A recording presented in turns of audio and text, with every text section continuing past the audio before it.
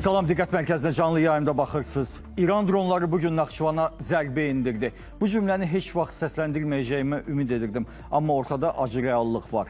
Azərbaycanın bütün xoş niyyətlərinə və davranışına baxmayaraq İran Azərbaycan ərazisini vurub.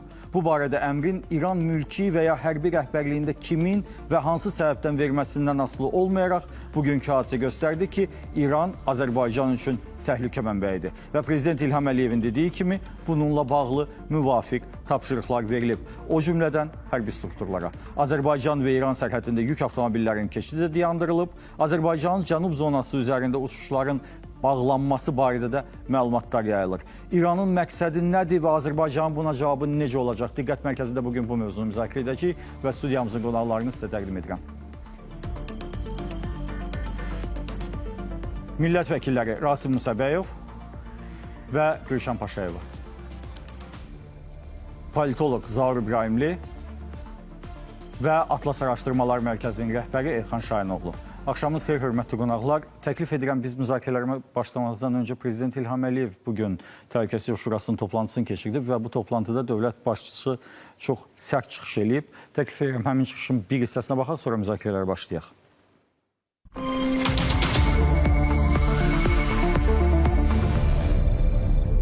Bu şərəfsizlər, bizə qarşı bu terror aktını törədənlər peşman olacaqlar. Bizim gücümüzü sınamasınlar. Bizim gücümüzü sınamaq istəyənlər, onların başı yarıldı dəmir yumruq vasitəsilə. Bugünkü hadisə də eyni nəticəni hasil edəcək. Ona görə bu məsələ ilə bağlı tədbirlər planı hazırlanmalıdır. Bütün göstərişlər verilmişdir. Namərdcə, nakişi kimi Naxçıvana zərbə endirmək, bu ləkə onların çirkin və eybəcər simasından heç vaxt silinməyəcək. Ona görə diplomatik yollarla bütün lazımi tədbirlər görüləcək. Bizim silahlı qüvvələrimiz, Müdafiə Nazirliyi, əyləşin, Dövlət Sərhəd Xidməti, əyləşin, digər bütün bizim xüsusi təyinatlı qüvvələr bir nömrəli səfərbərlik vəziyyətinə gətirilib və istənilən əməliyyatı keçirməyə hazır olmalıdırlar. Rasim, Prezidentin çıxışından bir hissəyə qulaq asıq, kifayət qədər sərt çıxış edir. Çox sərt. Əslində, cavab prezidentdən sonra heç danışmaq da ehtiyac qalmır. Onun ki, hər şey dedi, öz adı ilə da səsləndirdi.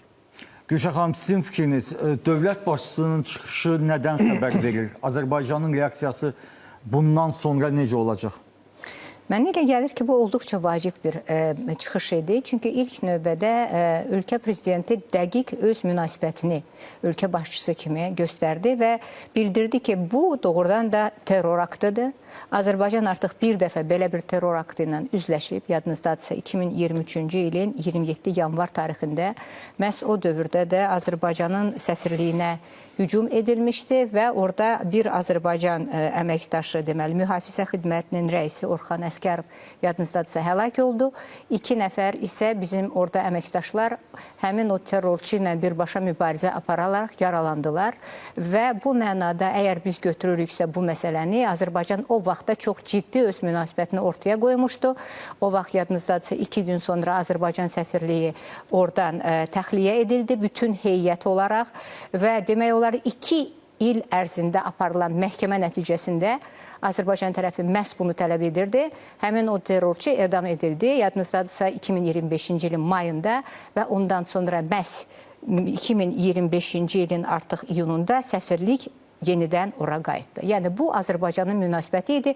O münasibəti keçən dəfə biz göstərdik və mənə elə gəlir ki, bugünkü reallıqda da Cənab Prezident bunu terror aktı kimi adlandırırsa və orada müvafiq addımlar İran tərəfindən gözlənilirsə, biz inanırıq ki, o addımlar İran tərəfindən edilməlidir.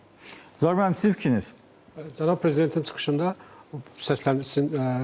efirlərdə səsləndirilməyəsidir. Yəni, orada qeyd olunurdu ki, əvvəl günahkarlar cəzalandırılmalıdır, onların məsuliyyətə cəlb olunmalıdır. Orada və xüsusi bir qeyd etmək istəyirəm ki, Cənab Prezident qeyd edir ki, İran həm də üzr istəməlidir. Bu bir Oyunlarına götürməlidirlər. Yəni məsuliyyəti götürməlidirlər. Bu teraktı, müharibə də əlbəttə. Lakin müharibə olmağı o demək deyil ki, siz bu hərəkətinizə görə məsuliyyət daşımırsınız. Bu olduqca vacib məsələdir. Məhz buna görə də cənab prezident orada qeyd edir ki, doğrudan namərdcəsə və nakişcə olan hücumdur və bunun da arxasında nə durub? Məktəbin həyətinə düşüb. Yəni o sözlərin məzmununa biraz baxsaq, məktəbin həyətinə düşdü.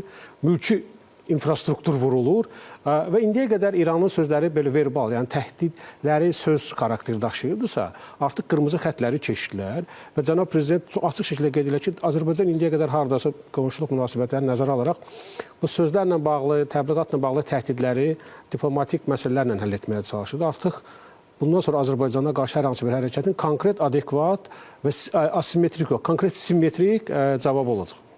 Elxan müəllim, sizin fikriniz? Yəni bu illərdə biz çox təxribatlarla üzləşdik İran tərəfindən və hər dəfə də onları izah etməyə çalışdıq ki, rəsmi səviyyədə prezidentin çıxışlarında biz hansısa ölkənin Azərbaycan ərazisində İrana qarşı istifadəsinə imkan vermək, bu bizim maraqlara, təhlükəsiz maraqlara zid. Düzdür, orada müəyyən mühafizəkar dairələr hər zaman Azərbaycan əleyhinə təxribatçı açıqlamalar verdi. Prezidentin çıxışında da o fikir var ki, bu qədər təxribat fonunda biz yenə də çalışacağıq ki, məsələni diplomatik yolla həll edək. Amma indi bu birinci dəfə tutaq ki, baş verirsə, yenidən bu baş verərsə, artıq mən razıyam burada deyilənlərlə, biz adekvat addımlar atmağa məcbur. Mən indi İran reaksiyalarına baxdım, elə efirə gəlməmişdən. Hərəsinin ağzından yenə də bir avaz gəlir. Biri deyir, xəbərim yoxdur. Biri deyir, hətta Sepah'a bağlı Telegram kanalı deyir, yaxşı eləmişik, biz elə Azərbaycanı cəzalandırmışıq. O birisi deyir ki, yox, bilməmişik, üzr istəyəcək. Yəni, deyə bilərlər, burada mərkəzi hakimiyyət, amma bizə dəxli yoxdur. Bu, İran adlı dövlətdən dron atılıb. Dronun da ünvanı istehsalı, İran istehsalı. Hansısa başqa bir dövlətin üzərinə ata bilməz. Belə prezident də çıxışında ona işarət. Ona görə hesab edirəm ki, bu cür cinayəti təkrarlasalar, yəni vəziyyət daha da mürəkkəbləşə bilər. Azərbaycan da öz sözünü deyəcək. Məsələn, Körfəz ölkələri də. Dedilər, Amerika hərbi bazalarını vururuq. Amma Amerika hərbi bazalarına yanaşı, orada neft, qaz resurslarına da zərbələr endirirlər. Məsələn, Türkiyəyə dron atdılar. Adını qoydular ki, güya Küpürdə tutaq ki, Yunan Küpüründə Böyük Britaniya hərbi baz tuşlamışıq. Amma yaxşı, Naxçıvan cəbhə bölgəsində dəxli yoxdur. İstiqamət də əks istiqamət. Bunu siz hansı məntiqlə izah edəcəksiniz? Yəni, çox qəribədir. Rasmən, Azərbaycan dünyanın azsaylı ölkələrindən idi ki, İranla indiyə qədər normal münasibətləri, qonşuluq münasibətlərini qorumağa çalışırdı və gəlin razılaşaq ki, əgər Azərbaycan, misal üçün, Amerika hərbi təyyarələrinə və yaxud da İsrail hərbi təyyarələrinə öz ərazisinə girmək və buradan hansısa hərbi əməliyyatda keçməyə imkan versəydi, İranın vəziyyəti indikindən 5 dəfə pis olacaqdı. Azərbaycan bunu etmədi. İranın hansı məntiqdəndir bu cavabı, bu dron vurmağı? Yəni, çox sadə soruşub da, nə düşünüb bunu ediblər? Siz bir ifadə var ki, Allah Taala kimisə cəzalandırmaq istəyirsə, ağlını alır. Onlar elə bil ki, ağıllarını itiriblər. İndi kimsə görüb ki, toyğun başını kəsiblər, ancaq əldən çıxıb başlayır ora-bura qaçmağa. İrandakı davranış təxminən belədir. Hiss olunur ki, idarə etmə itirilib və baxın, indi elə bil ki, Xameneyi yəni ölməkdən qabaq götürüb hamıya təlimat verilmişdi ki, İşdir, mərkəzi idarə edən strukturlar iflic olsalar, rabitə pozulsa, hamı da davranmalıdır o verilən elə bil ki, təlimatlar əsasında. Bunlar da hara əlləri gəlir, çatır, hərəsi bildiyi kimi davranır və ora-bura güpalayırlar. İndi mən istisna etmirəm ki, həmin o Sepahın indi rəhbərliyi kimlər orada varsa, özlərin bir, belə deyək də, başları xarab olunmuş bir qrup kimi aparırlar ki, gecüy dəliyük, bizi olduğu kimi qəbul edin və bizimlə işimiz olmasın. Bu, təxminən belə bir davranış elə bil ki, xarakter daşıyır. Ancaq bu əslində, indi deyirlər ki, idarə olunan xaos var, idarə etmək yoxdur. Və onlar özləri cəhənnəmə gedirlər. Özləri cəhənnəm olsunlar. Öz arxasıca bütün İran xalqı da cəhənnəmə sürükləyirlər. Sizin fikriniz Gülşən xanım, niyə də? Bax, niyə? Nəyə lazım idi Naxçıvanda hava limanını vurmağa cəhdləmək mülki obyekti? Nəyə lazım idi Naxçıvanda? Məktəbi niyə vurursan? Bu yaxşı sualdır. Mənə elə gəlir ki, bunu biz yaxın vaxtlarda daha dəqiq faktlar əldə edərək başa düşəcəyik. Mənə elə gəlir, biz bu son 5 ildə əgər baxsaq, məhz 2-ci Qarabağ müharibəsindən sonra İran-Azərbaycan münasibətləri müəyyən gərginlik dövrünü yaşayırdı. Yadınızdadırsa, elə dövrlər var idi ki, mən bayaq qeyd etdiyim kimi 23-cü ildə biz demək olar ki, uzun bir müddət ərzində iki tərəfli münasibətlər tamamilə çox ağır bir vəziyyətə gəlib düşmüşdü. Halbuki son dövrlərdə burada bir istiləşmə baş verirdi. Ona görə də burada bugünkü bu hadisə doğrudan da çox təəccüblüdür və cənab prezident onu çox gözəl qeyd etdi öz çıxışında ki, əgər biz fikirləşiriksə ki, doğrudan da dünyanın bu saat yeganə bəlkə lider idi ki, dünən o birbaşa İran səfirliyinə gedib, məhz orada vəfatı münasibəti ilə ali dini liderin orada o özü öz deməli baş sağlığını verdi və bu doğrudan da yeganə bəlkə də bu dünyada liderdir ki, bax belə bir gözəl bir münasibət göstərib bir dövlət başçısı olaraq bu ölkəyə və bu ölkənin bundan bir gün sonra bax belə bir hərəkət etməsi tamamilə qəbul edilməzdir və heç bir nə beynəlxalq hüquq baxımından normalara, standartlara heç nəyə uyğun gəlmir. Ona görə mənə elə gəlir, mən hətta burada bir məsələni də qaldıraram ki, yadınızdadırsa 2012-ci ilin 7 mart tarixində 3 xarici işlər naziri Türkiyə, İran və Azərbaycan. Onlar məhz Naxçıvanda, Naxçıvan bəyanatı ilə çıxış etdilər ki, bu 3 ölkə heç bir halda öz ərazilərindən istifadə etməklə qarşı tərəfə hansısa bir hücum və ya hansısa bir müdaxilədə iştirak etməyəcəklər. Və bu baxımdan biz əgər hesab ediriksə ki, bunların ağlına hansısa bir fikir gəlirsə ki, Azərbaycanı hardasa ittiham etsinlər, bu tamamilə qeyri-mümkündür. Çünki cənab prezident də onu qeyd elədi. Heç vaxt Azərbaycan bu cür heç vaxt özünü bu münasibəti göstərməyib və İran da bunu başa düşməlidir və ona görə də burada hansısa ola bilsin ki, əgər bunların özlərinin bir qorxuları, bir düşüncələri, hansısa bir mənə elə gəlir ki, fobiyaları varsa, bunlar tamamilə əsassızdır. Bunun heç bir əsası da yoxdur və ona görə də buradakı vəziyyətdə bunu tez bir zamanda həll etmək lazımdır. Bu böyük bir səhvdir və bu səhvdən nəticə çıxararaq birinci növbədə bu məsələyə aydınlıq gətirilməlidir. Mənə elə gəlir ki, tez bir zamanda izahat verilməlidir, nə üçün bu baş verib, üzrxahlıq edilməlidir və bundan sonra da bu işi kim edibsə o tapılmalıdır həmin ərazidə, çünki bu İranın ərazisindən baş verib və o adam necə mən bayaq qeyd etdiyim kimi müəyyən növbəti məsuliyyətə cəlb edilməlidir bu adam və ondan sonra da biz başa düşməliyik ki, bu münasibətləri biz doğrudan da məhv etməli deyilik. Biz qonşu dövlətlərik və bu dövlətlər bir-birinə hörmət eləməlidirlər və beynəlxalq hüquq və beynəlxalq münasibətlər çərçivəsində öz münasibətlərini tarazlıq şəklində, normal şəkildə davam etdirməlidirlər. Zarməm. Mən ilk növbədə məqsəd analiz eləmək istəyirəm. Yəni, Naxçıvana aeroportu hücumun heç bir hərbi məqsədi ola bilməzdi. Məktəbə hərbi Bəli, heç bir məqsəd ola bilməzdi. Yəni, bu bir mənalıdır. Bəs sual çıxır ki, hansı məqsəd ola bilərdi? Bu məqsəd hal-hazırda müşahidə etdiyimiz İran sayağı asimetrik müharibənin sanki bir epizodudur.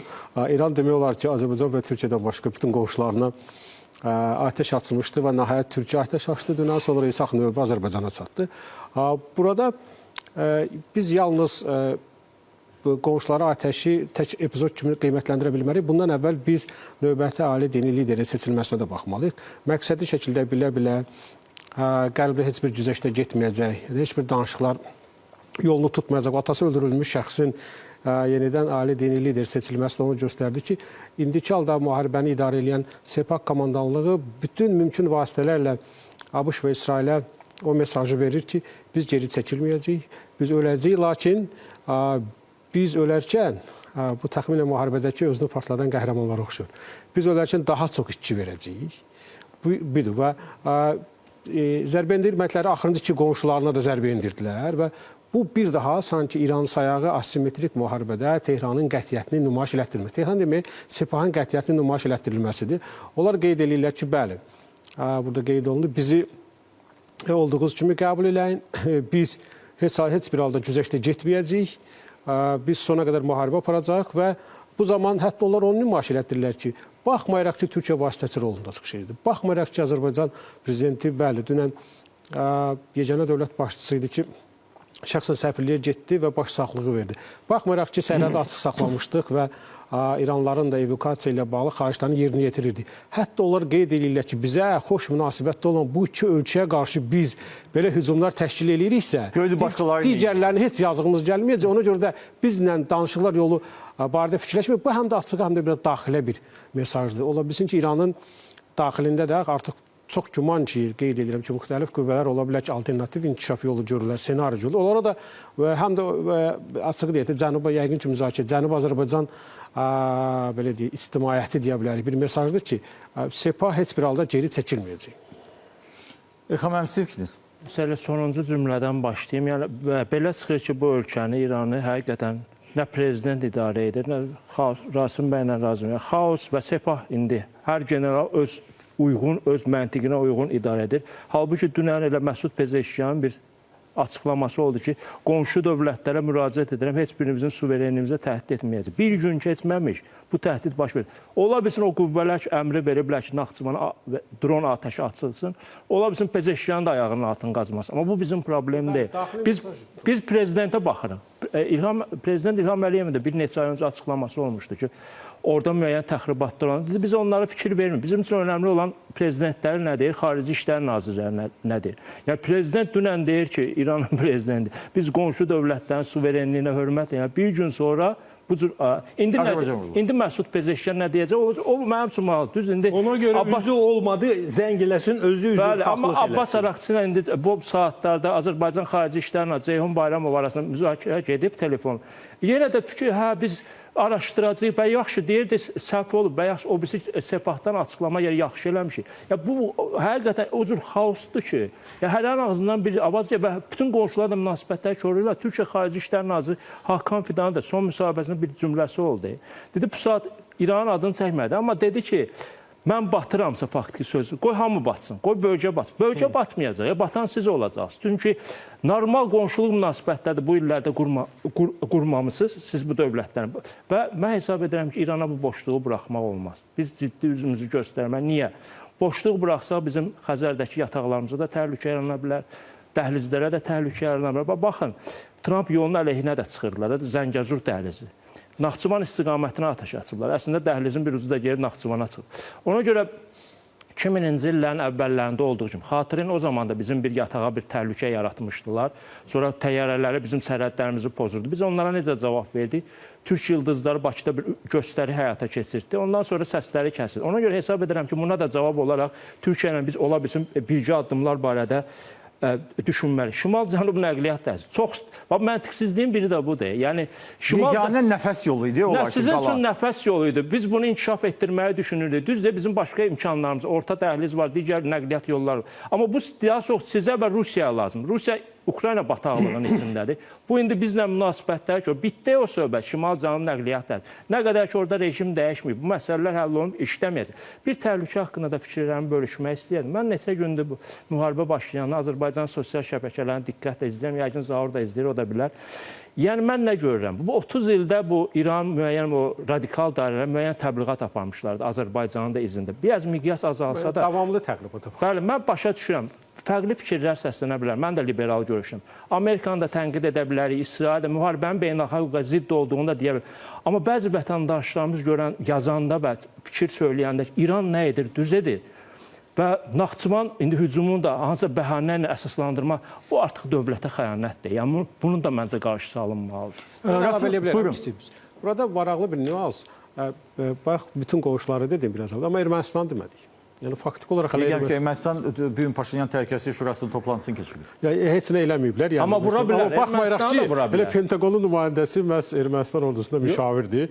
Elə onların arasında hərbi müqavilə var. Səfirliyində də 2000 nəfər var. Onun da bir 300-ü piyada döyüşçüləridir. Amma indi nə baş verir? Balans yaransın deyə bir gün sonra, bir neçə gün sonra Ermənistan ərazisində də dron ata bilərlər. Bizə fərq etməz. Fərq etməz. Sadəcə biz müqayisə eləmək istəyirik. Bəli.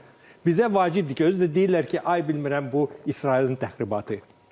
Dron əslində ya axıracan hədəfə kimi idarə olunur, ya da ona öncədən proqram sayılır. salınır. Və bunu demək ki, kimsə, yəni onda İsrail ya sənin sepahın içərisində bu dronları yönəldən adamların İsrailin agenturasıdır. O da onun İran problemi. Bunu götür dilvə gətir də.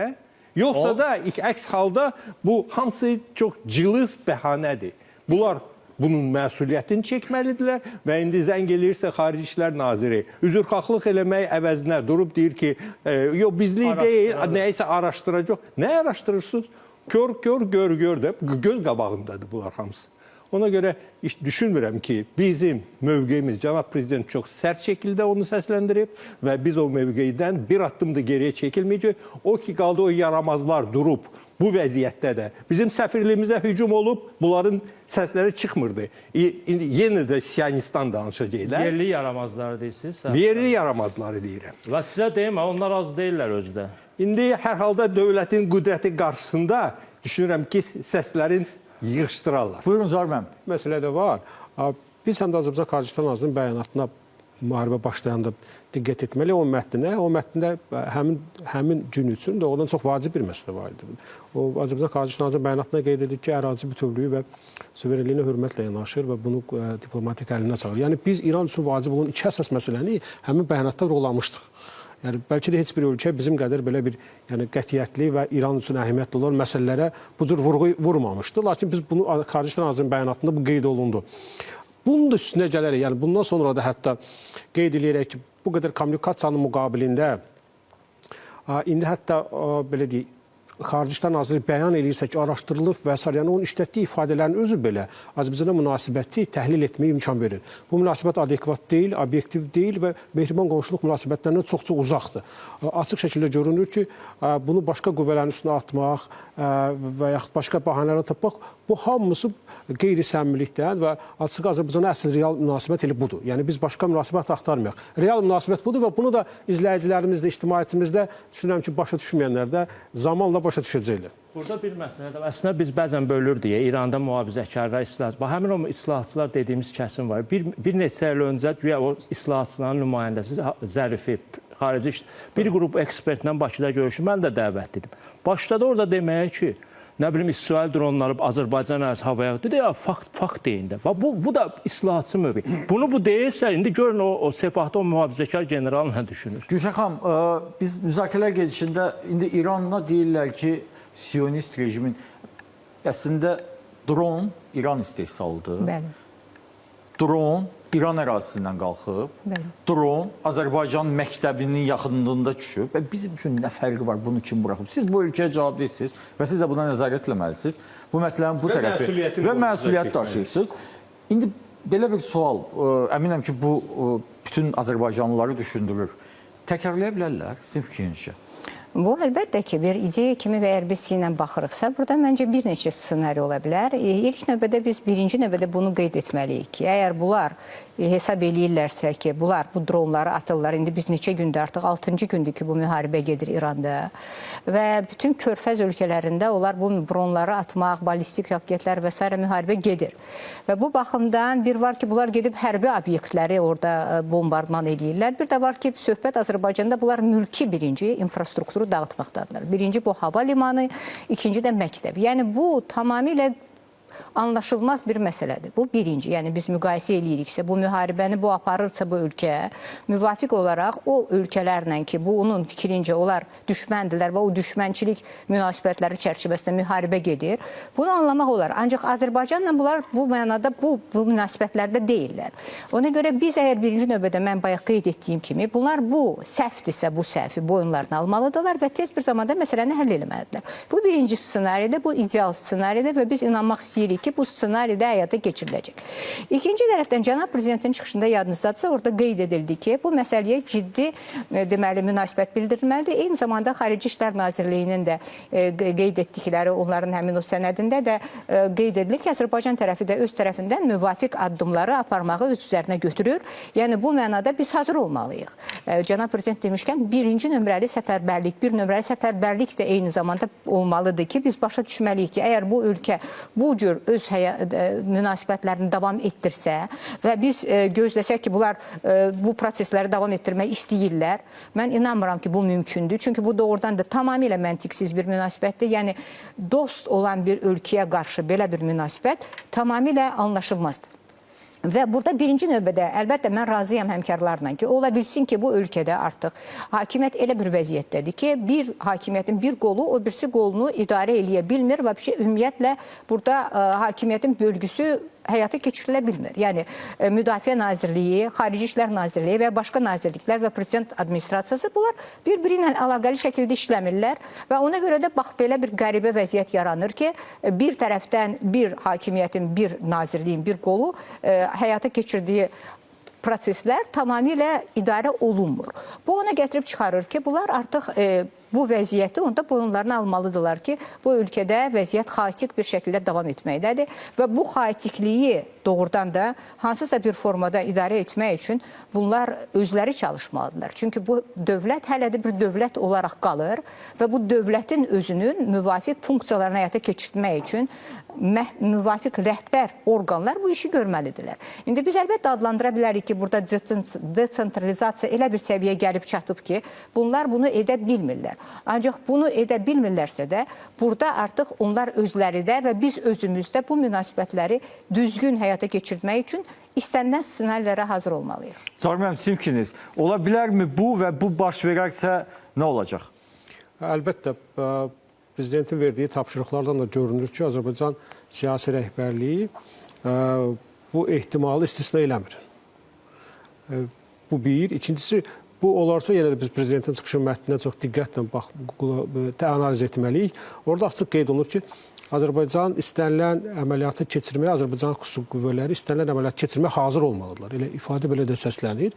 Bu demək ki, bəli, hər hansı bir təxribat olarsa artıq bu dediyim kimi asimetrik yox, konkret simmetrik olacaq və Azərbaycan adekvat cavab verəcək. Və ikincisi, Cənab Prezidentin çıxışı düşünürəm ki, yalnız bugün konteksti və yaxud bu epizod üçün təhlil etmək lazım deyil. Məncə bu, həm də Azərbaycanın bir baxışını açıqladı ki, Azərbaycana qarşı əslində bundan əvvəlki xəbərdarlıq məhz Xocalıda memorial kompleksi açılışında Cənab Prezident tərəfindən verilmişdi. Cənab Prezident sanki uzaq görənliklə bəyan eləmiş ki, Azərbaycana qarşı hər hansı bir təxribatlar olarsa, Azərbaycan dərhal qətiyyətə cavab verəcək, heç kim bu fikrə düşməsin. Onda bir çox şərhçilərimiz də qeyd edilər ki, bu yalnız Ermənistan kontekstində deyilmədi. Bu daha geniş kontekstdə deyildi və bu gün daha yaxşı başa düşürüyor mesajın mahiyyətin. Daha geniş kontekstdə baxsaq, Azərbaycan həmçinin bütün regional maraqlı olan bütün ölkələrə bu mesajı verdi. Yalnız İranı qeyd edir. Əlbəttə, burada İran tərəfindən hücuma məruz qalmış. Lakin bütün maraqlı tərəflərə də mesaj verdi ki, Azərbaycanla bağlı münasibət formalaşdırarkən Azərbaycanın gücü, potensialı nəzərə alınsın və Cənab Prezidentin bugünkü çıxışı da məhz Azərbaycanın qətiyyətini nümayiş etdirdi. Yəni, sırf analiz tərəfindən baxsaq, yəni, bu cür çıxışdan sonra hər hansı bir hərəkətə cavab verilməlidir. Elxan müəllim, sizin fikriniz? Bu İslam inqilabından bu yana bu İran mühafizəkarlarının beynində bir fikir var idi ki, İslam inqilabını ixrac eləməliyik digər müsəlman ölkələrə. Livanda Hezbollahı yaratdılar, Hamasa dəstək verdilər, Yəməndə Husilərə biraz hakimiyyətə onları silah. Azərbaycanda bu oyunlar alınmadı. Bu da bunları əsəbləşdirir. Azərbaycan öz müstəqil yolu ilə getdi. Biz bəli, Amerika ilə strateji indi xartiyada imzalamışıq, İsrail ilə tərəfdaşlıq münasibəti. Bu bizim müstəqil siyasətimizdir, müstəqil seçimimizdir. Və biz hər dəfə də nə deyirdik, rəsmi səviyyədə, ekspert səviyyəsi. Bizim tutaq ki, müxtəlif dövlətdən əməkdaşlıq, üçüncü dövlətə İrana qarşı yönəlmir. Onu da 100 min dəfə deyilib, amma inanmırlar. İndi biz seçimimizi etmişik. Türkiyə bizim Şuşa bəyannaməsi var, müttəfiq, strateji müttəfiq, qardaş dövlət. İsrail ilə tərəfdaşlıq münasibətləri, neft satırıq, həm modern silahlar alırıq. Amerika ilə də həmçinin. Bu sizin xoşunuza gəlmirsə, bu sizin öz probleminizdir. İndi bu Azərbaycanın bu dünyəvi müsəlman ölkəsi olması da həm də bu İran mühafizəkarı ona görə qızıqlandırır ki, o İranda yaşayan Azərbaycanlıları cəlb edir. Və fikir verən prezidentin çıxışında o cümlə də vardı ki, İranda yaşayan Azərbaycanlılar ki, Azərbaycan dövləti, cümhuriyyəti bir ümid yeridir, ümid işidir. Bundan qorxurlar. Bundan qorxurlar ki, indi xaosdur və İran parçalanması ehtimalı ola bilər. Müxtəlif formada parçalana bilər və güneydə yaşayan soydaşlarımız öz federasiya müxtəlif formada. Biz yenə də qarışmırıq ha.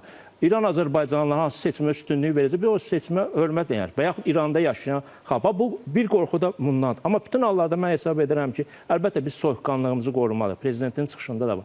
Diplomatik yolla cavab verəcək. Amma bu təxribat yenidən davam etsə, mən Gülşən xanımla razıyam. Biz artıq müxtəlif ssenarilərə hazırlaşmalıyıq və indidən bu ssenarilər haqqında düşünməliyik. Bu nədir? Məsəl üçün, yenidən dron hücumu olsa biz nə edəcəyik? Buna necə cavab verəcəyik? Bu, tutaq ki, Türkiyə ilə birgə hərbi təlimlər formasında olacaq, özümüzün hərbi təlimlər formasında olacaq və yaxud bizi başqa nəyəsə məcbur edə bilərlər. Ona görə mən hesab edirəm ki, bəli, bu ssenarilər biz düşünməliyik və müəyyən məqamda əgər yenə də bu təxribatlar davam edərsə, biz müvafiq addımlar atmağa məcburiyyətində qalacağıq. Qasım, bu gün Azərbaycan prezidenti həmçinin bir sıra ölkələrin liderləri Azərbaycana dəstəklərini ifadə elədilər. Özbəkistan, Latviya, Çernogoriya, Avropa Birliyi, xarici məsələlər üzrə. Hətta Fransadan Azərbaycana dəstəklədiyi bəyan olundu. Türkiyədən prezidentlər danışdı, müdafiə nazirləri danışdı, xarici İşlər nazirləri danışdı. Gürcüstan. Sizə elə gəlmirmi ki, biz artıq bu kontaktlarla, bu əlaqələrlə növbəti mərhələyə hazırlaşmağa başlamışıq? Və ümumiyyətlə deyirlər ki, təbii bu hadisə olmamalı idi. Ancaq olmağının müəyyən bir müsbət tərəfi də var ki, Azərbaycan bu vəziyyətə səfərbər olunmuş şəkildə davam edəcək. Axı biz təkcə diplomatik cavab vermədik. Yolları bağladıq, sərhədi bağladıq. Bütün indi İrana Azərbaycan vasitəsilə Rusiyadan indi buğda da gələ bilərdi, qida məhsulları gələ bilərdi, dərman gələ bilərdi. O insanları Azərbaycandan harasa yəni təyyarə ilə yollamaq mümkün idi. Hamısı kəsildi. Bütün əlaqələr kəsilib. Və davam olsa düşünürəm ki, səfirliyi də geriyə çağıracaq. Məndən olsa çağırarıq. Onun ki, indiki orada təhlükəli vəziyyətdə bizim cəmaatımızı saxlamağa orada heç bir ehtiyac yoxdur. Ancaq eyni zamanda bəli, hazır olmalıyıq, ayıq olmalıyıq və hər bir hadisəyə reaksiyamız düşünürəm ki, indi müvafiq qurumlar var, otururlar, ölçüb biçirlər ki, indi hərbi cavab necə ola bilər, kəşfiyyat necə olmalıdır, havadan müşahidə necə olmalıdır, hər şey nəzarət altında olmalıdır. Hər halda cənab prezidentin düşünürəm ki, çıxışından biz hiss elədik ki, bütün lazımi tapşırıqlar verilib və düşünürəm ki, eyni zamanda müttəfiqimiz olan Türkiyə ilə də yaxından bu məsələlər, vəziyyətlər müzakirə olunur. Sizin fikriniz Gülşən xanım, dünən Türkiyə ərazisinə də atəş açıldı. Eyni formada cavab gəldi. Əvvəl dedilər ki, bu raket Kiprə atılmışdı bazanı vurmaq üçün, amma necəsə olub. İkincisi sonra dedilər ki, raket yan keçib. Axırda dedilər ki, bu ümumiyyətlə bizim raket deyil. Təxminən elə bizə verdikləri cavaba oxşar bir cavabdır. Təsadüfdürmü dünən Türkiyə? Sonra isə Azərbaycan, Türkiyənin strateji müttəfiqi. Yəni, belə təsadüflər ümumiyyətlə olmur da. Bəli, bu çox qəribə görsənir. Bunu təsadüf adlandırmaq mümkün deyil və eyni zamanda biz burada bir şeyi də qiymətləndirməliyik ki, onlar Azərbaycanın ərazisinə 4 dənə PUA atıblar və biri məncə bizim qoşunlar tərəfindən artıq zərərsizləşdirilib. 3 PUA-dan deməli, biri məncə hava limanının üzərinə düşüb və orada bizdə artıq 4 nəfər adam, mən belə başa düşəm, yaranan. Bəli, onlardan ikisi qaytarılıb, baxandan sonra həkimlər, ikisi isə müvafiq olaraq hansısa formada, bax, indi hal-hazırda xəstəxanadadılar. Və biz belə hesab eləməliyik ki, burada mən belə başa düşürəm ki, Azərbaycan tərəfi bu məsələ ilə bağlı cinayət işi başlayıb, artıq elan eləyib və ibtidai istintaq hal-hazırda gedir.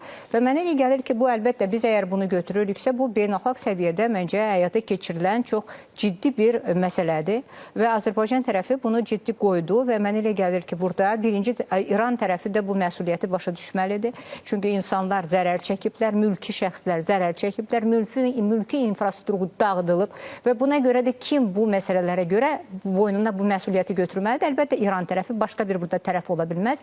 Ona görə də bugünkü reallıqda mənə elə gəlir ki, biz əgər fikirləşiriksə ki, beynəlxalq ictimaiyyət də bu saat hal-hazırda siz necə Rasim müəllimdən soruşdunuz, o da təsdiqlədi ki, bir sıra ölkələrin prezidentlər səviyyəsində, xarici işlər nazirləri səviyyəsində və digər strukturlar səviyyəsində Azərbaycanla əlaqələr davam edir və bu cür əlbəttə ki, münasibət bütün dünya ictimaiyyəti tərəfindən pislənir. Və biz bunu başa düşürüksə hamımız, mənə elə gəlir ki, bu artıq onu göstərir ki, bugünkü reallıqda İran tərəfi bu məsuliyyəti də başa düşməlidir və bundan müvafiq nəticələr çıxarmalıdır. Sizin fikriniz var mən. Biz siz niyə görə bunu soruşuram? Çünki belə hal ya Türkiyəyə qarşı, ya Azərbaycana qarşı təkrarlanarsa, biz Şuşa deklarasiyasının müvafiq bəndlərini yada salmağa başlayacağıq. Bu həm də düşünürəm ki, bir test idi. Bir baxmalıyıq ki, İranın bu 10 ölkəni bombalaması nə ilə bağlı? İndi o ölkələrin sayı artdı əlbəttə.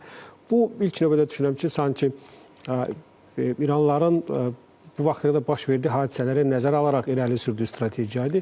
Biz bilirik ki, Körfəz ölkələri çox çalışırdılar ki, bu müharibə olmasın. Onlar hətta Prezident Trumpa da müraciət etmişlər. Ola bilsin ki, İran rəhbərliyində belə bir qənaət yaranıb ki, onlar zərbə indirsələr bu ölkələrə və qonşu ölkələrə yenidən Amerika Birləşmiş Ştatlarında belə bir etiraz dalğası formalaşacaq və bu xaos o həddə çata bilər ki, onun gətirdiyi imkanlar artıq verdiyi risklərdən qat-qat aşağı olar. Lakin bu strategiya artıq işləmədi buna bağlı. Məsələn, biz gördük və mən hesab edirəm ki, Azərbaycanla Türkiyə hədəf alınması da bu strategiyanın bir tərkib hissəsidir ki, biz artıq Körfəz ölkələri müəyyən qədər adaptasiya olurlar İran hücumlarına və biz indi digər qonşuları da testdən keçirək. Bu bir aspektdir və hesab edirəm ki, eyni zamanda bu Azərbaycanla bağlı həm də bir qabaqlayıcı, preventiv bir addım idi. Cənab Prezidentin çıxışında əvvəlki hissədə məhz elə buna işarə vurulmuşdu ki, əslində bu atəş indiyə qədər Azərbaycanın gözdən salınması, Azərbaycanın zəiflədilməsi ilə bağlı aparılan siyasətin davamı kimi nəzərdən keçirilə bilər. Buna xüsusi diqqət eləmək istəyirəm. Bu siyasətin davamı kimi nəzərdən keçirilə bilər. Səbəbi də Cənab Prezident qeyd elədi.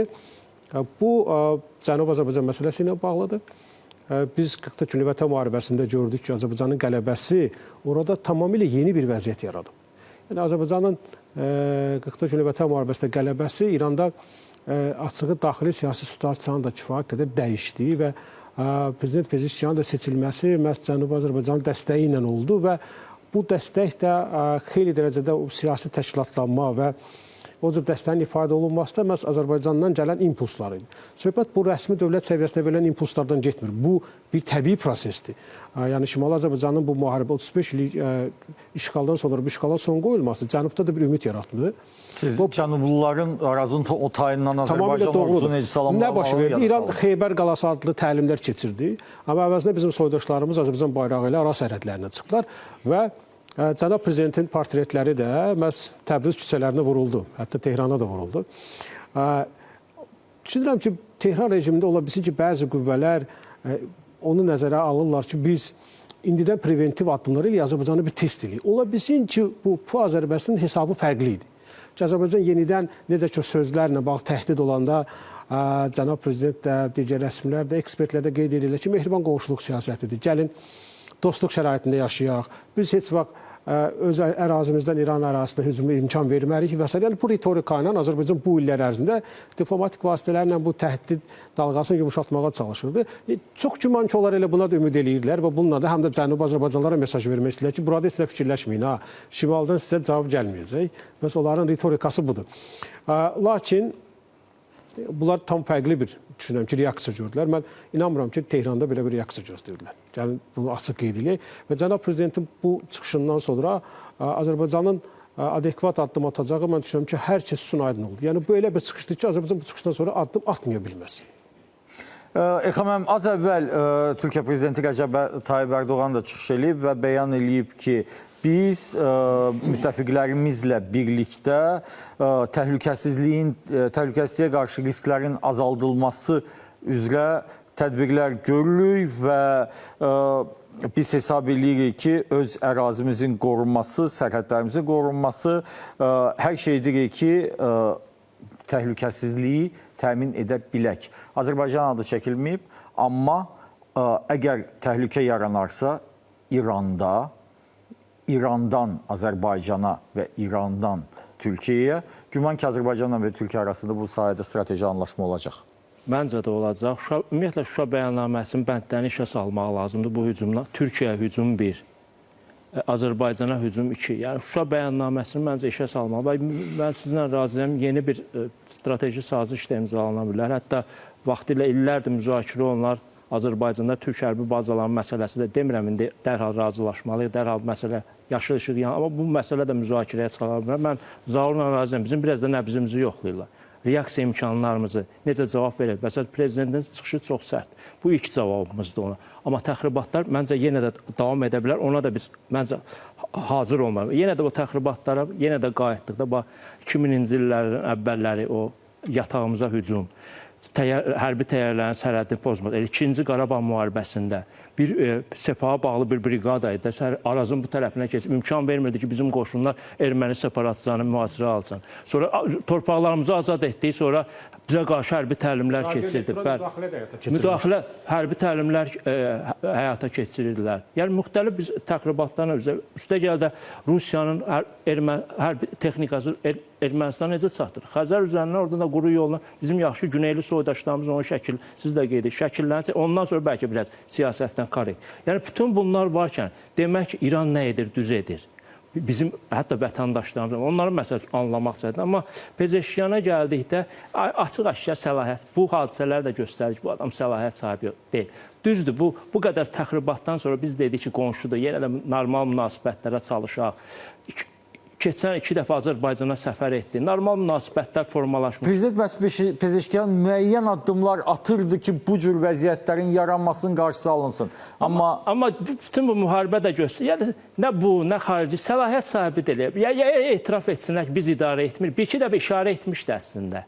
Ki, bəsdirin İsrailin müharibədən qabaq, İsrailin Amerikanın adını çəkdiniz, problemlər daxildədir. Bunu bəlkə də o mühafizəkərlər mesaj. Amma mesajla yox, sən xalqın seçdiyi prezidentsən. O ali dini lider 5-10 molla seçib. İndi konstitusiyada onların rolu yüksəkdir. Amma belə çıxır ki, bunlar gərək normal dövlətə çevrilmək üçün həm də gərək konstitusiyalarını dəyişələr. Amma bu başqa məsələdir. Yəni, mən hesab edirəm ki, bəli, Şuşa deklarasiyanı işə salmağa ehtiyac var. Güney Azərbaycana gəldikdə biz heç zaman müstəqilliyimizi qazandıqdan İranın daxili işlərinə qarışmır.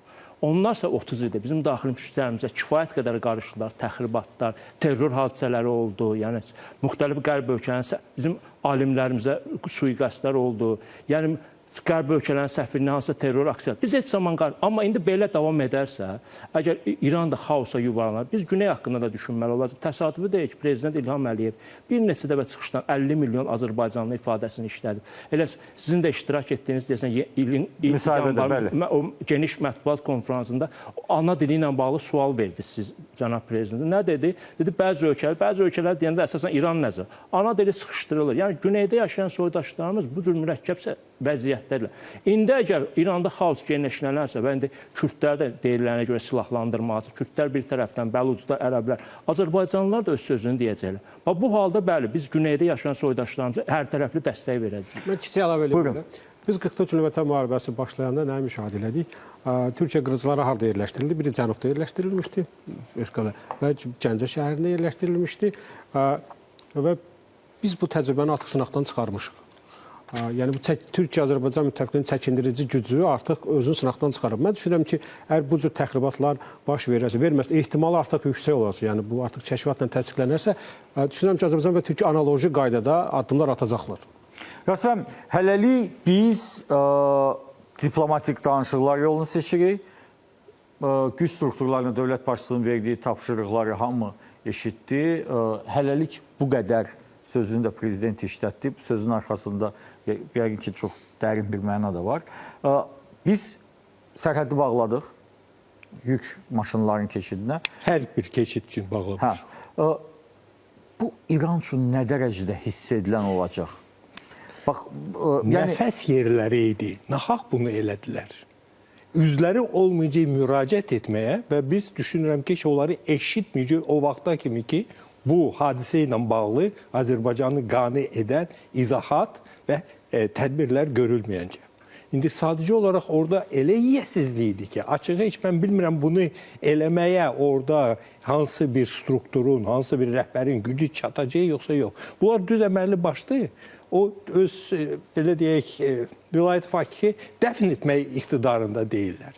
Yığışmışdılar elə bil ki, o məsələni müzakirə etmək üçün bombardıman olundu, dağıldı, məsələ öz həllini tapa bilmir. İndi əvvəllər dini lideri demək olar ki, az qala sabahsı günü Xameyni dünyanı tərk edəndən sonra qərar vermişdilər. Üstündən 4 gün keçib həlli səsləmirləri çıxmır. Belə bir vəziyyətdir. Təbii, yəni biz vəziyyəti indi səfərbər edirik, bütün lazımı strukturları, tamamilə razıyam oradan. 4 dənə Türkiyənin qırıcı təyyarələri, F-16'ları sadəcə olaraq təlimlər üçün Azərbaycana gəlsə, düşünürəm ki, bu da kifayət qədər belə deyək, təsirli olar. Hərbi hava qüvvələrimizin təlimlərin keçirməliyi, bunlar hamısı öz təsirini göstərəcək. Əsas odur ki, bizi, Azərbaycanı hər bir risklardan kənarda saxlayaq. Üstünlü şəkildə İranla gedib baş-başa çıxmağa marağımız yoxdur. Ancaq qabaqlarından qaçası da deyilik. Sırf ki, Gülşən xanım, İranda bizimlə sərhədin bağlı olmasının nə dərəcədə hiss edəcəklər? Bu onlar üçün kifayət qədər ciddi bir siqnal olacaqmı? Əlbəttə, mən hesab eləyirəm ki, əgər biz məntiqlə baxırıqsa, bu ölkə özünü bütün tərəflərdən belə baxsaq, Körfəzdə bu saat hal-hazırda müharibənin bir hissəsi olaraq qalır. Bu bir tərəfdən Cənubi Qafqaza artıq bunlar bir tərəfdən Azərbaycan, yəni Türkiyəni bax bu atmaqla öz münasibətlərini tamamilə pozublar. Və bu ölkə özü tamamilə bütün ətraf qonşu ölkələrlə elə bir ki, izalə bir vəziyyətindədir. Və bu əlbəttə ki, məntiqlə bunlar özləri üçün pislik eləməkdədirlər və ən azı belə baxsaq, yaxşı, hesab eləyək ki, bunlar müharibə aparırlar, müvafiq olaraq Körfəz ölkələri və s. burada hansısa bir məntiq bəlkə də var. Çünki bunlar Amerikan bazaları və ya İsrail və s. Bu elə bir ki, o kontekstdə, o teatr, elə bir müharibə teatrının bir hissəsi olaraq burada məntiq var.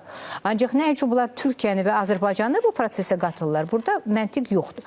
Ona görə də biz bax, bu saat hal-hazırda çalışırıq ki, o səbəbləri başa düşək ki, burada səbəb nədən ibarətdir və səbəbin tapandan sonra başa düşmək olar ki, bu proses nə üçün baş verir? Ona görə mən elə gəlir ki, bugünkü reallıqda əlbəttə ki, sərhədlərin bağlanması. Bir tərəfdən burada diplomatik bir sıra məsələlər həll edilib də. Birinci, məsələn, İranın səfiri Xarici İşlər Nazirliyinə dəvət olunub. Ona nota verilib. Bu çox vacib bir addımdır Azərbaycan tərəfindən.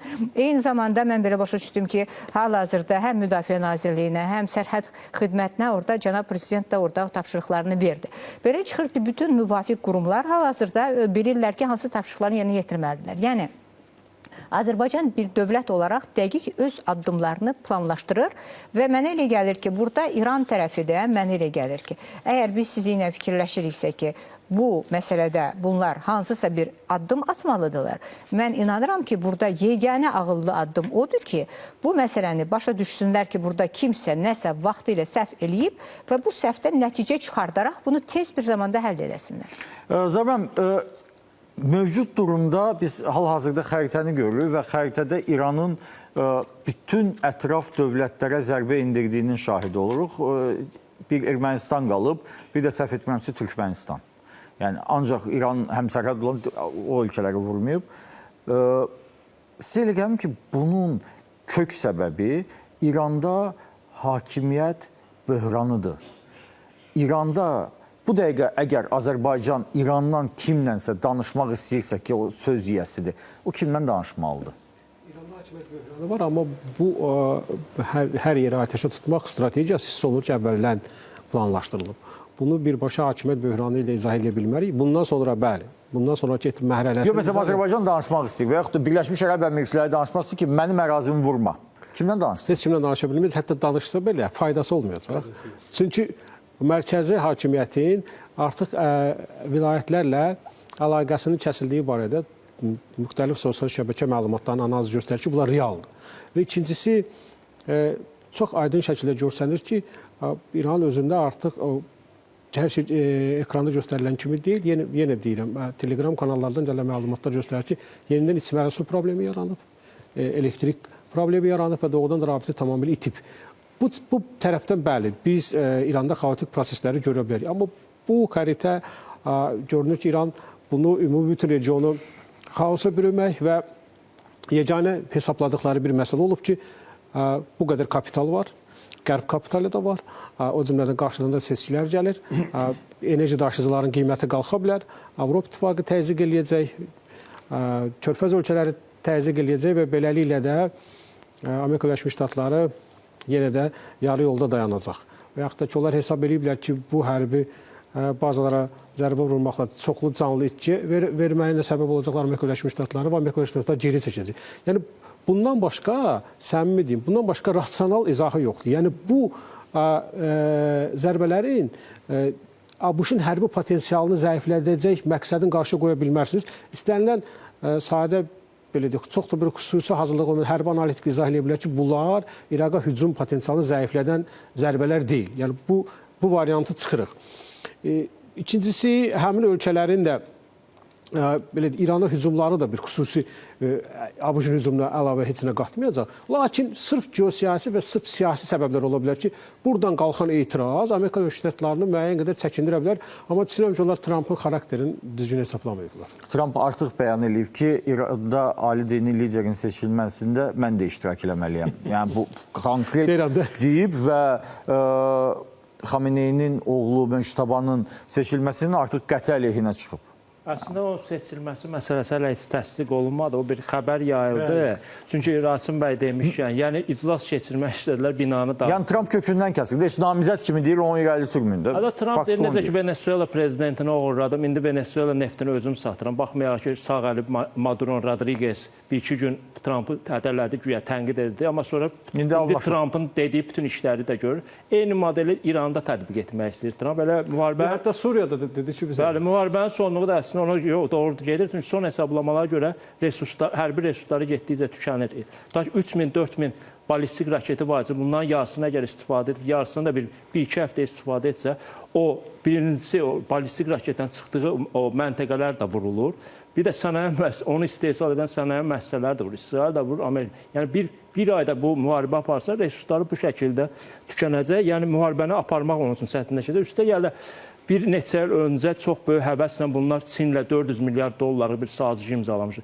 Çin də suyu fürü-fürü içən dövlət başa düşürdü ki, bunlar uran zənginləşdirməsi siyasətini əl çəkməyincə müharibə başlayır. $1 da xərcləmədi. Və yaxud Hindistan biraz belə deyək də, biraz xərclədi. Çox bar limanı kirayə götürmüşlər. Oranı da vurdular. Hə, oranı da vurdular. Oranı da taliyə elə qeyri-müəyyəndir. İran oranı da işlədə bilməyəcək. Gələcəkdə nə baş verə bilər fikrinə qayıtdım. Mən hesab edirəm ki, Sepahda başını itirən generallar hələ çoxdur. Ola bilsin, onlar yenə də Azərbaycanı hədəf götürmək istəsənlər. Ona görə mən deyirəm ki, biz adekvat addımlar barədə düşünmək və mən bir proqnoz da var. Mən hesab edirəm, yaxın günlərdə Ermənistana da zərbə endirə bilərlər. Niyə endirə bilərlər? Belə fikirləşə bilərlər ki, indi Azərbaycan çox kəskin mövqedən çıxış edir, İran bu siyasət. Güya balans yaratmaq üçün, sizin keçmiş düşmənizə də bir zərbə endir. Bu bir də Trump yolu ərazisinə də bir raket ata bilərlər ki, onunla göstərə bilərlər ki, Amerikanın bu bölgədəki mövqelərinə də zərbələr endirir. Amma indi hələ ki, istehsal azalsa da İranda, əlində hələ ki, minlərlə yəqin dron var. Məsələn, o dronlar Ukraynada insanların ölümünə səbəb olur ki, vaxtilə Rusiyaya nə qədər satdılar, sonra Rusiya ilə birgə Kazan şəhərində də zavodunu titrilər ki, Ukrayna bir neçə də orada zərbə endirdi. Yəni, bu saat Ukraynada ölən uşaqlar var. Onun da bahiskarı indiki İran mühafizəkar rejimidir. Çünki müharibə Ukraynaya qarşı başlayanda Rusiyanın əlində dron yoxdur. Dron istehsal edən sənaye müəssisəsi də yoxdur. İran o bütün hamısını təşkil edir. Həm dron satdı Rusiyaya, həm də dron istehsal edən müəssisə açdılar. İndi o həmin dronlardan bizə qarşı da istifadə edir. Ona görə hava müdafiə sistemində biz yəqin sərhəddə gücləndirməli və ola bilsin qoşun hissələri biraz daha artıq olacaq sərhəddə. Yəni bütün bu addımları biz atmalıyıq. Bu anda az əvvəl Rəcəb Tayyip Ərdoğan çıxış edib məhz Naxçıvana dron hücumu ilə bağlı qınadığını bəyan edib. Stat gətirirəm. İlham qardaşıma Naxçıvan Muxtar Respublikasının hədəf alan bugünkü hücumdan böyük üzüntü duyduğumuzu və bu hücumu qınadığımızı bildirdim. Yəni, bu da Azərbaycan və Türkiyə arasında bir daimi açıq xəttin olmasının Nümayişidir. Burada başqa amillər var. Qars müqaviləsi amili də var. Yəni Naxçıvanın təhlükəsizliyi həm də Kars Türkiyə müqaviləsinə daha ehtiyac yoxdur. Bizim Ehtiyac Türkiyədən olmasa da bəli, Rasim bəy, iki yəni- tərəfli müqaviləmiz var. var müqavilə. Naxçıvan birbaşa Türkiyə ilə sərhəd var. Bizdən ayrı düşüb. Yəni Azərbaycanın materik hissəsindən ayrı düşüb. Yəni Türkiyə özü də məsuliyyət daşıyır ki, o barədə ki, bəli, Naxçıvanı qorumaq lazımdır. Yer gəlmişkən Azərbaycanlı sərnişinlərin Naxçıvana daşınması da İğdır üzərindən həyata Bəli, bu keçirilir. özü də Türkiyə Vətən müharibəsində Türkiyə ordusunun hissələri Naxçıvana daxil oldular. Orada bircə hərbi təlimlər keçirildi.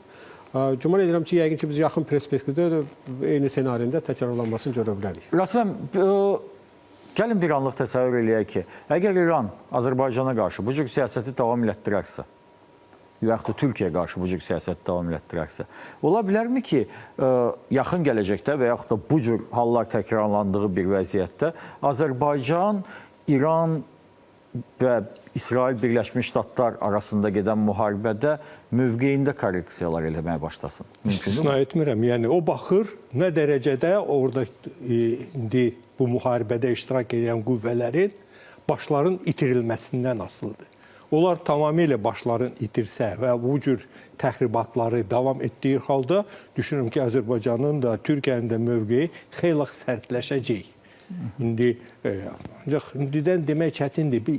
5 gündən sonra İranın daxili vəziyyəti necə olacaq? Onu bugün bəli demək mərkəzi qalacaq mı?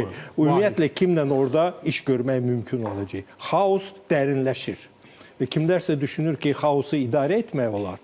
Yanlış fikirdir. Xaos idarə olunmur. Gülşən xanım, son 2 dəqiqəmiz var. Sizin fikriniz, Azərbaycan, əgər İran belə davranışı nümayiş etdirməkdə davam edərsə, Azərbaycanın gedən müharibəyə və İran ətrafında baş verənlərə münasibətində korreksiyalar mümkündürmü? Əlbəttə, burada yenə də mənim fikrimcə İran tərəfi bu məsələyə görə öz münasibətini bir aydınlıq gətirməlidir bu vəziyyətə. Yəni biz bunu yaxın zamanda eşitməliyik onların müvafiq qurumları tərəfindən ki, nə üçün bu baş verib və cənab prezident qeyd etdiyi kimi o müvafiq addımlar atılmalıdır İran tərəfdən. Əgər İran tərəfi bu addımları atmırsa və yenə də bu məsuliyyətdən boyun qaçırmağa çalışırsa, onda Azərbaycan da öz münasibətini, yəni biz bir necə deyim, sülhsevər, bir dostpərvər bir dövlət kimi özümüzü həmişə çalışmışıq qonşularımızla normal münasibətlərimizi aparaq. Ermənistandan fərqli olaraq, çünki Ermənistan uzun dövr ərzində biz müharibə şəraitindəydik. İranla biz heç vaxt belə bir vəziyyətdə olmamışıq. Ona görə də mənə elə gəlir ki, əgər biz görürüksə ki, İran tərəfi bax bu cür münasibəti davam etdirəcək və bundan bir nəticə çıxartmayacaq bugünkü hadisələrdən, onda əlbəttə Azərbaycan da bu mənada öz münasibətini tam mənada dəyişdirə də bilər. Hörmətli qonaqlar, proqramımıza ayrılan vaxt başı çatdı. Studiyamıza gəldiyinizə görə sizə təşəkkür edirəm. Əziz tamaşaçılar, biz bugün Diqqət Mərkəzinin canlı efirində İranın Naxçıvana indirdiyi dron zərbələrini, bunun arxasında nəyin dayandığını və Azərbaycanın buna necə cavab verə biləcəyindən danışdıq. Qeyd eləmək istəyirəm ki, 2-ci Qarabağ müharibəsindən və antiterror əməliyyatından sonra ilk dəfədir ki, Azərbaycan ərazisinə zərbə indirilib.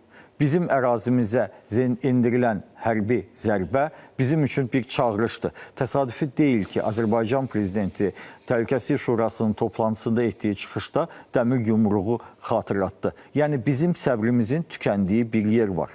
Cəmiyyət olaraq, dövlət olaraq biz səfərbər olmalıyıq. Sərhəddimizdə müharibə gedir və bu müharibəni bizə sıçratmağa çalışırlar. Biz bu çağırışlara cavab verməyə daim hazır olmalıyıq. Bizə baxdığınıza görə təşəkkür edirəm. Gecəniz xeyir qalsın.